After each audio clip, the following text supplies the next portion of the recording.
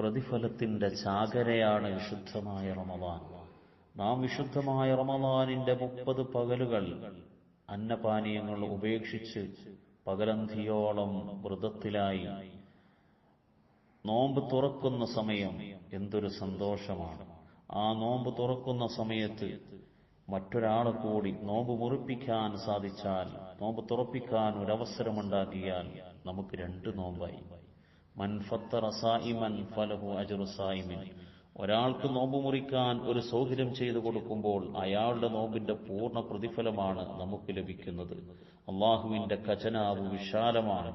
അതുകൊണ്ട് ധാരാളം ആളുകളെ നോമ്പ് മുറിപ്പിക്കാൻ സാധിക്കുന്നവർ അങ്ങനെ ചെയ്യട്ടെ. അങ്ങനെ ധാരാളം നോമ്പുകാരന്റെ പ്രതിഫലങ്ങൾ അവൻ വാങ്ങട്ടെ, സ്വീകരിക്കട്ടെ.